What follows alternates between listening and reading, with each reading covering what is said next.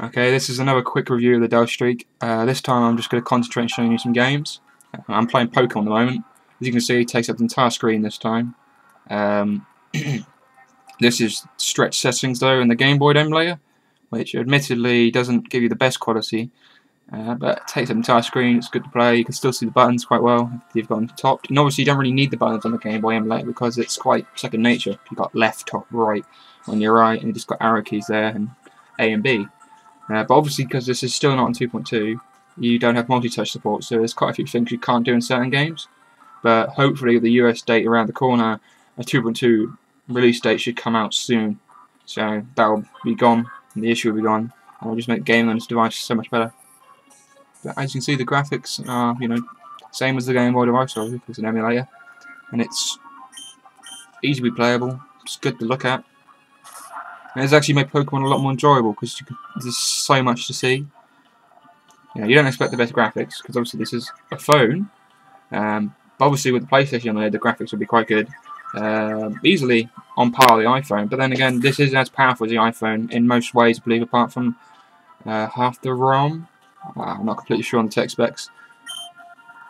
But easily as powerful. It's a good little device. If I now show you, sorry, when I exit that, so I don't destroy my battery. That is one thing about the emulator, it doesn't close. You can run it in the background if you want to quickly go look at your emails or a phone call, which is a nice touch. But I want to quickly show you another game. Obviously, you saw Robo Defense in my last video, I believe. Good little app. Tower Defense, classic little thing. Everybody likes a bit of tower defense.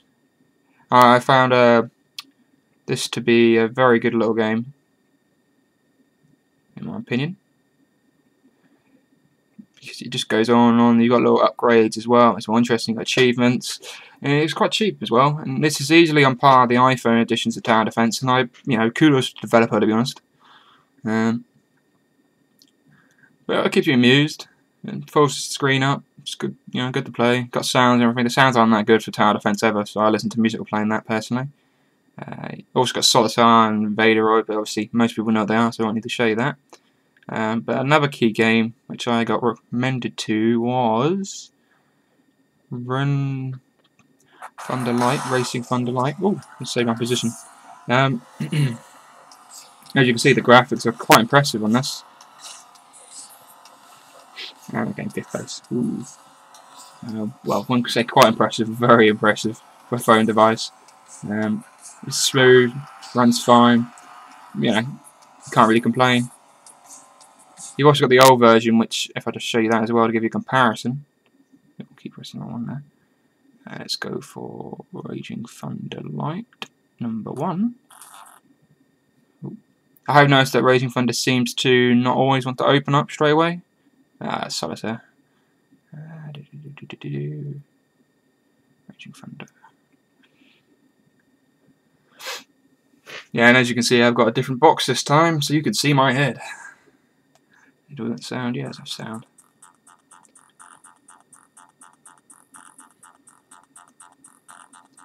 Not as nice interface this time on this version of it, but still good enough. Obviously, this is the light version, so it's not amazing. The graphics again are pretty impressive on this.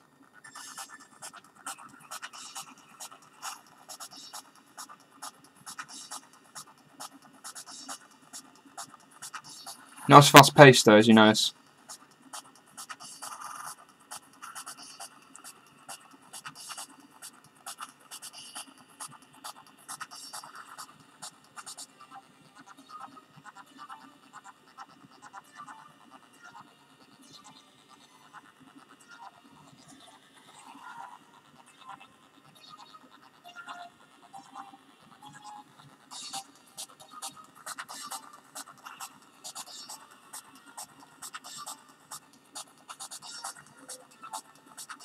Yeah, good graphics, works well, smooth. It's not that smooth on this video, obviously, because this is through a webcam, so you won't get the same experience. But, easily doable.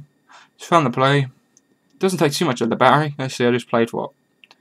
Both of those games. Those are about 95% before the start, so that took about 5% loading up all the games. Starting them and playing them briefly with this volume on. I think speaker will suck out quite a bit of battery as well. So you can get quite a few hours out of playing on this, which for a mobile device is pretty good. But for more reviews on the games, you can just look at the blog, because I will have a post up reviewing this fully up to date, hopefully. And I'm planning to put up the top 10 most wanted apps for this device as well, because I found quite a lot of the apps made for this, for example Spotify, aren't really as slick on this as it would be on a smaller device, because obviously the wide screen and everything. I mean, most of them do stretch quite well. Like this looks pretty good. It's nice to play. But as soon as you go for some music, so Rock for the Windsor, Bon Jovi, Living on a Prayer, you then get this, and I think that's a bit of a waste of space. The bottom here, I think they could get better photos and such for it, which is a pity. But that's just going to be something you have to suffer with, because obviously the Dell Streak is just so much bigger, and it doesn't support landscape mode. This program, which is annoying.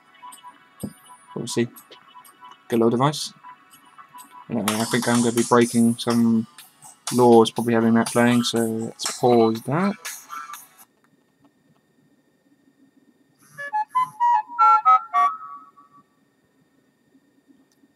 But there we go.